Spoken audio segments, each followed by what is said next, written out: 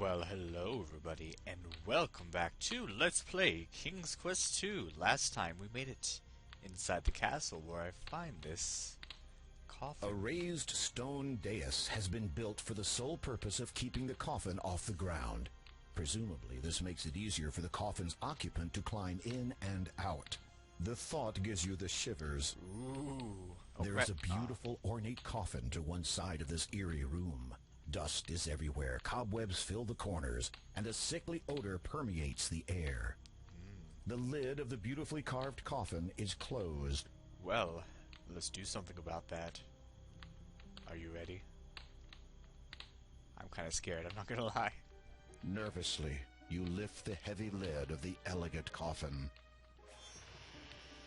And... You peek into its red satin interior. The coffin is unoccupied, and you feel relief wash over you. Whew. Dodged the bullet on that one. Alright. As you prepare to look inside the coffin, King Graham, I presume. you turn on your heel. There, blocking the only exit from this dismal room, stands the Count. His skin is pale, his eyes jet black. He wears a black cloak nearly identical to the one that you possess. You know me? Ah, yes indeed. Sister Hagatha alerted me to your arrival. He looks familiar. Dear King. The Count is tall and elegantly dressed with a black cloak around him. His face and hands are chalk white, and his lips are blood red. He actually looks kind of short. What do you want with us? Desperate to stall for time, you query the Count. Sister Hagatha, you say? Who is she? The Count regards you with a suspicious glare. Though I suspect you already know the answer, Hagatha is a charming mage who does as she pleases in this land. Charming. Strange. I was not aware a new ruler had been elected. Do not be foolish. Hagatha has no interest in the politics of this wretched place, nor do I, in point of fact. Death tends to diminish one's taste for power. No, at present, she is interested only in one thing. As am I, your destruction. Uh-oh. Uh-oh. What do we do? In an instant, you are flat against the wall. The Count has you pinned so well you can't move a muscle, much less put up a defense.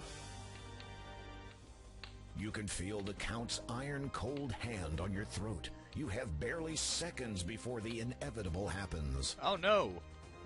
What do we do? The Count no longer appears interested in humoring your delay tactics. Man, this is creepy.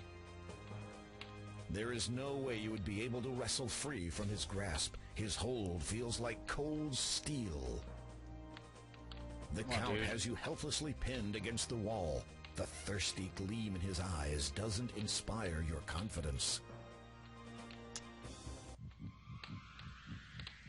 You feel two sharp pricks in the side of your neck.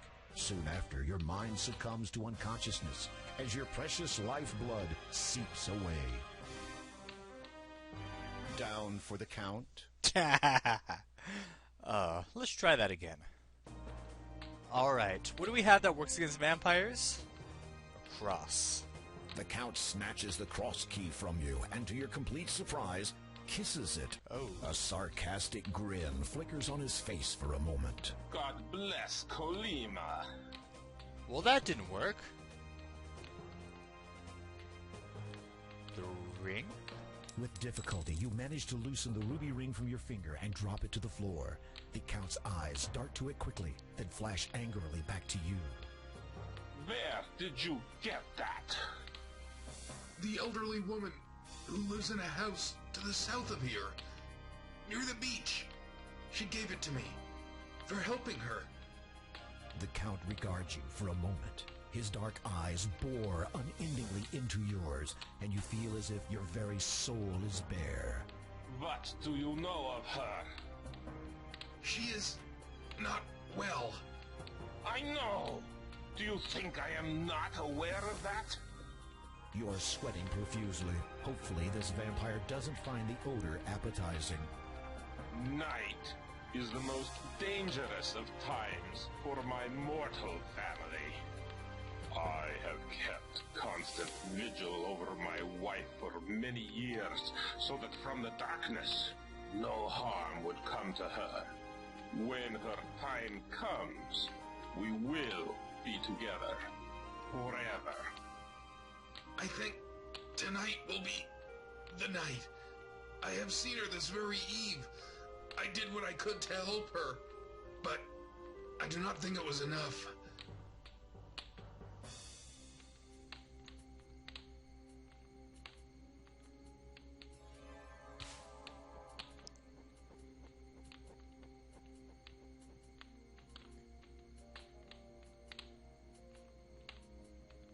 As you watch the giant bat fly out of the room, you remember that the Count confiscated your crucifix. Without it, you are trapped in this castle.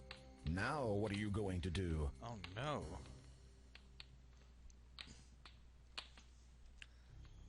Well, that didn't end very well. Well, it didn't end with our death, so I guess that's as well as we could expect.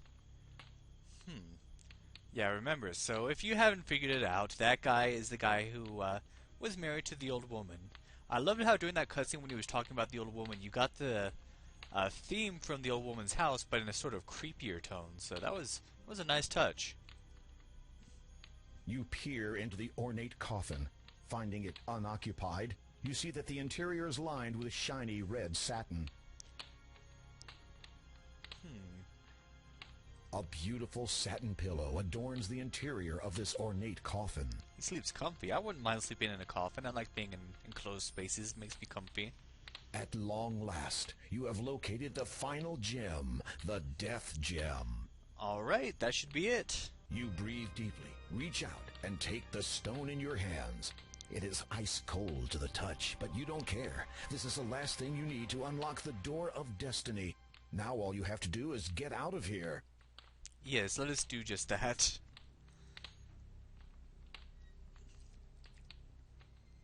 Well, that was fun. So let's go back up the stairs. Man, how are we going to get out of here?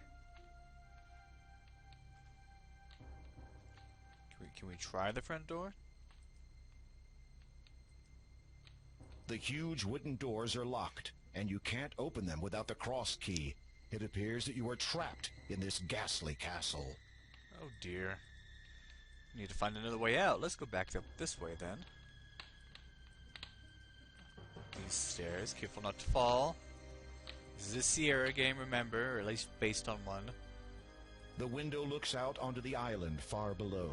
Through it, you see that the bricks of the castle might provide some footholds if you are inclined to go climbing. Well, it seems like we have no other choice. Let's do it. Seeing no other possible escape route, you climb onto the ledge and carefully lower yourself outside, hoping to find a decent foothold. It is a long way down. Okay, I'm gonna save here. And let's... You are way too busy holding on for dear life. I guess we want to use the walk button? Yeah, I guess so. Alright. Down we go. Not as bad as the beanstalk from the first game. Alright, looks like we got this. Uh-oh. No. Suddenly, you hear a switching noise in your ear. It's joined by two others. Get away. Shoo. You instinctively Shoo. try to brush whatever it is away, but in doing so, lose your hold on the bricks and fall backwards. Aw, man. Time slows as you fall, and your world turns black. Did we die? Oh, no. When I saw you, I knew it was true. There's a love between us won't be torn in two. Once waked from sleep, a smile and speak will open a door forevermore.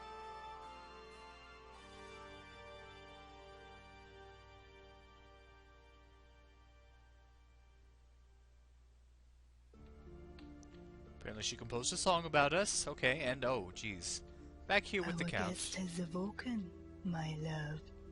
Ah, good evening, dear king. I do not believe we have been properly introduced. I am Count Caldaur, former lord of the realm of Colima. May I present my wife, Countess Lavidia? A pleasure to see you again. In gratitude to you for alerting me to my wife's grave condition, I took the liberty of preparing you a dish. Did you see me eat? I thought you might be hungry after your harrowing adventure at my window. You will forgive us if we do not join you. Our tastes differ from yours. Do they not, my darling? You shudder to think what different tastes actually means, but for some reason you note that you can no longer hear any rats squeaking in the distance. Ooh. Indeed, so much to become accustomed to. You shall have all the time that the world has to share to grow accustomed to such things. Well, perhaps 30 years. Should the father locate the item by then, there might not be enough world left for anyone afterwards. As his father, to do is why you frequently went abroad, always with that cloak of yours. Most certainly. But I think that my affiliation with him and his association has come to a close. Oh, that's a good thing. And My Gramps just chowing down. obligations to them took me away from my beloved too often. I do not wish to repeat that mistake. You are forgiven, my love. Their attention, which seemed to have wavered momentarily, now redirects back to you. So, guess what? He bit his wife. Well. What to do with this one? What were you going to do with him? Kill him. I had quite clear instructions from Hagatha, who had apparently received them from the father himself. But if you are not, as you say, affiliated with his association anymore, They both share a knowing smile. tell us, King Graham, why are you here in Colima? You take a deep breath, trying to ignore the fact that you are the only one capable of doing so, and relate your story of the vision in the magic mirror and your quest to find the 3 gems of nature. The Count and Countess exchange cryptic smiles. Romancing the stone. Indeed. Obviously, that was a private joke, as you did not understand it. So you search for the one with which you would share the rest of your life. On that I cannot fault you, nor on your intentions here. Therefore, I can forgive the trespassing. Oh, thank goodness. However, there is the matter of the dark gem you wish to remove from my castle.